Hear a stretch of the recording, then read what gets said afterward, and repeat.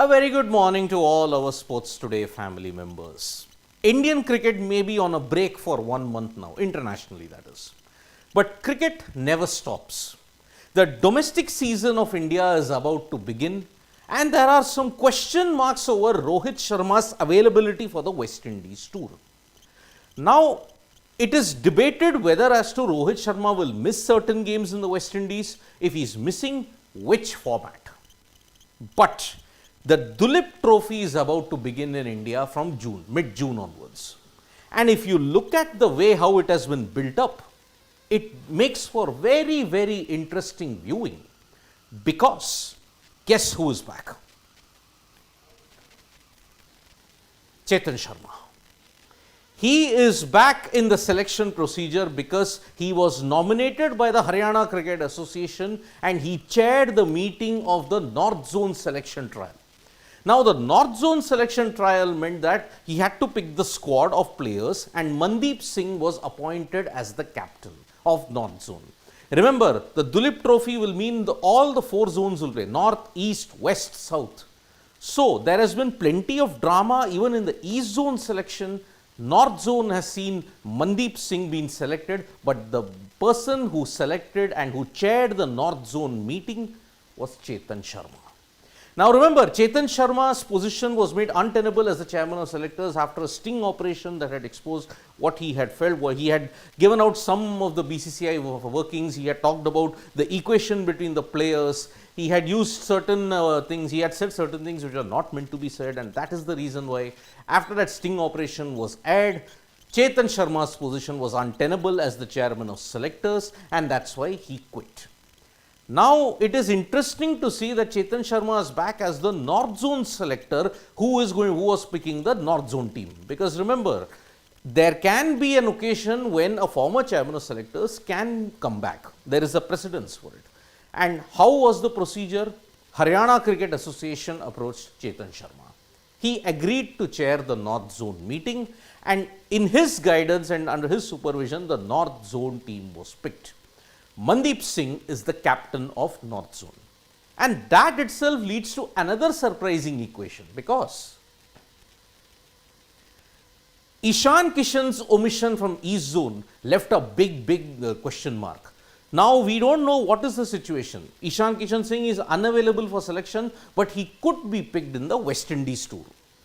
Now, the other omission that has left plenty of eyebrows raised is Yash Dhul. Yash Dhul, remember, is not even part of the North Zone team. So, if Yash Dhul, your under-19 World Cup winning captain, as well as who had a great start to his domestic career, if he is not picked in the Duleep Trophy, how are you going to judge him? Because remember, 2022 was the time when India had won the under-19 World Cup. Yash Dhul was the captain. Then he was picked for Delhi Capitals and then he was even picked for Delhi in the Ranji Trophy. He responded with a couple of centuries. He's been consistent in domestic cricket. But now, 1 year later, Yash Dhul is not even part of the North Zone team in the Duleep Trophy. Why? Why are the selectors hell-bent on ensuring Yash Dhul cannot get more opportunities? Because remember, under-19 success is not necessarily a springboard for international success. Virat Kohli, Ravindra Jadeja are exceptions to the norm along with Rohit Sharma. They managed to do so well in under-19 cricket that they got a chance very early on from 2009 onwards. So, Ishan Kishan's omission, which is very, very blurry, but Yash Dhul's omission is really, really surprising. Why? Because he didn't have a good IPL for Delhi Capitals. If that is the benchmark, then I'm sorry. Either Yash Dhul is injured, he's communicated it to the selectors that he's not available for selection because of injury or any other issue. We don't know that yet. But Yash Dhul has not been picked in the Duleep Trophy North Zone team. And that raises questions on what next for the youngster. Now we come to yet another major story that is developing on Rohit Sharma. Now the photo here that he's put on the right, it was in the Maldives. He's currently enjoying a vacation with Ritika and his kid. Now, the Indian cricket team is on a 1 month break. We don't know when the squad for the West Indies tours will be announced, but from July 12th onwards all the way till November, Indian cricket calendar is absolutely jam-packed. Now, the question around Rohit Sharma is that there are reports that he may miss certain games in the West Indies tour. What is it going to be? Is it going to be the 8 white ball matches, or is it going to be the 2 tests? Or is it going to be 2 tests and 5 white ball T20I series? We don't know. According to sources in the BCCI, they have said that Rohit looked a bit jaded during the IPL and the WTC final. And if you look at that, the selectors are apparently going to have a conversation with Rohit Sharma. What is his decision? What is his future course of action? Depending on that, they will pick the squad. Because remember, if Rohit Sharma decides to skip tests, then he is not going to get another chance to play test matches until December when India go to South Africa. Now you have to understand one more thing. This is ODI World Cup year. You just have about 4 months remaining, 4 to 5 months remaining. If Rohit Sharma plays all the white ball matches, the ODIs and the T20Is, remember the T20I setup, he and Virat Kohli have not been picked. So does that mean Rohit Sharma only plays the 3 ODIs? We don't know. There is a big conundrum around Rohit Sharma's availability. Tests, we all think that maybe the selectors might look to move on. But at the same time, can you make such dramatic changes after the debacle of the ICC World Test Championship final? Maybe. It's a new cycle. If decisions have to be made, it has to be made now. Rohit just plays the ODIs. If he does well in the ODIs, then he might make us stake a place for himself in the T20I side. But at this point in time, if Rohit Sharma is missing games in the West Indies, then it is once again the same old story of work management and player rotation. How will the BCCI manage that? How will Rohit Sharma manage that? 1 month break, can he then afford to miss couple of games under the garb of work management? It remains to be seen. As I said, cricket never takes a break. If Indian cricket is not playing, so what? You've got the Ashes. Yes, June 16th onwards, you're going to see the Ashes being played, and the first test begins at Edgbaston. Australia versus England, a 146-year rivalry.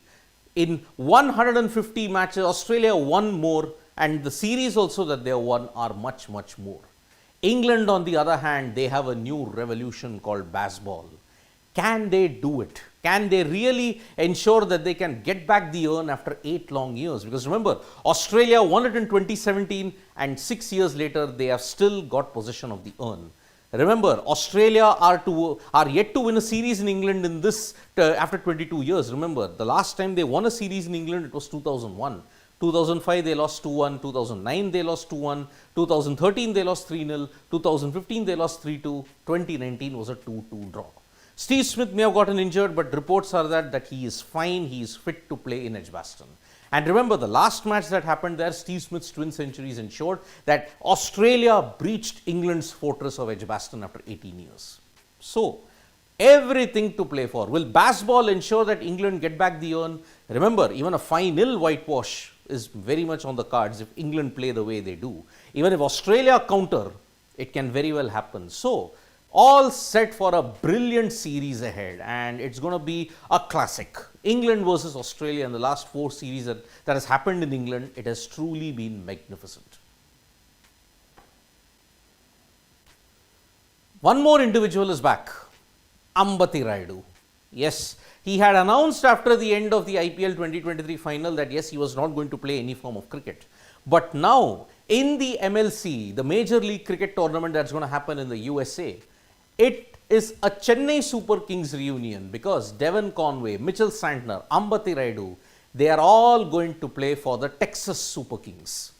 Remember, the Texas franchisee was bought over by the Chennai Super Kings franchisee, and that's why all the players who are for Chennai Super Kings, most of them will feature for the Texas Super Kings for the MLC. That will start very shortly. So, Ambati Tirupati Rayudu is back after those explosive comments that you made. He is playing some form of cricket. The MLC offers him one last chance maybe to ensure that, okay, he continues having fun.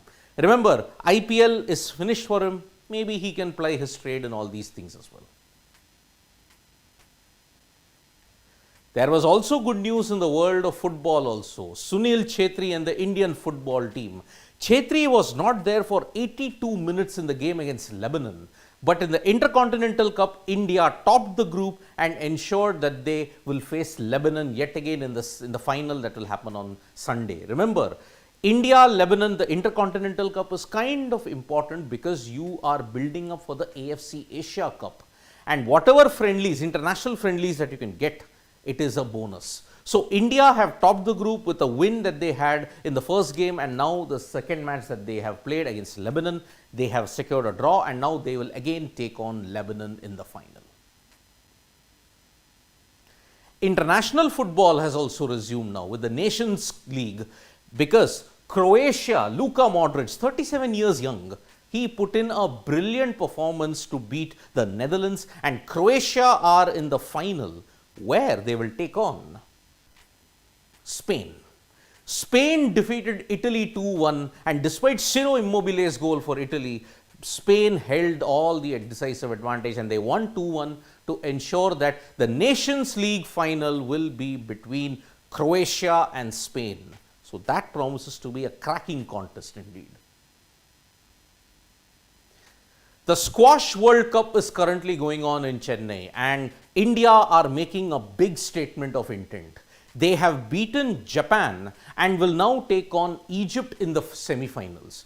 India topped Group B and they topped it with Joshna Chinnappa being the star. Chinnappa, remember, has been carrying the flag of India's squash fortunes for over a decade now, and her performance, she's world number 72, but by beating world number 18 Saiko Watanabe, it was a statement of intent that India want to do well in the world of squash, and reaching the semi-finals of the Squash World Cup after beating South Africa earlier and then beating Japan is a massive statement of intent. But remember, they are now going to take on Egypt, who are now becoming the traditional powerhouses of squash. So it's not going to be a very easy contest. India versus Egypt, that will be one of the contests to look forward to in the Squash World Cup. Yesterday, there was some massive developments when it came to the wrestlers' protest versus Brij Bhushan Sharan Singh. Now, the wrestlers have given a statement that they will have to take some really drastic actions because they wanted an immediate arrest of Brij Bhushan Sharan Singh, but that cannot happen because of the Supreme Court mandated guidelines of arrest. You just have to look at the video that I did yesterday about Arnesh Kumar versus the state of Bihar. You may say the arrest guidelines are written explicitly in that. You have to follow the proper procedure. Now, the withdrawal of the cancellation, Delhi Police's plea to cancel POCSO is also not made good ground with the wrestlers, because they argue that POCSO was the main thing. Now, they will have to weigh in their legal options at this point in time. So, the other development that is happening is that the former WFI chief Brij Bhushan Sharan Singh is mulling defamation charges against most of the protesters, and that could be yet another legal hassle that is going to happen. So, it is going to be a real problem. Now, remember this, the wrestlers have dug in their heels from January to June. None of them have managed to participate in many events because of the standoff. Now, the next hearing is on July 4th. Whether the court allows the cancellation of POCSO against Brij Bhushan Sharan Singh, that will be debated. If Delhi police have sought a cancellation, it does not mean it is cancelled. The court will decide. So, that is the way now. July 4th is the next major hearing for this case. So, today the Ashes is about to begin, and we are hopeful that we can get the ODI World Cup schedule also, because with the Asia Cup schedule now been cleared, we know that India, Pakistan, Nepal are in one group, 9 games in Sri Lanka, 4 games in Pakistan, 13 ODIs, we are going to see the Asia Cup being played. But what are the venues, what are the dates, that's not yet been confirmed in the Asia Cup. After that, probably you are going to see the ODI World Cup schedule officially announced by the ICC either by today or by tomorrow. So, we will be keeping a close eye on that. Thank you so much, folks, for joining us for this live. We will be back with more updates on sports today. Tap that bell icon so you know when we go live, and don't forget we are on Facebook, Twitter and Instagram as well. Thank you.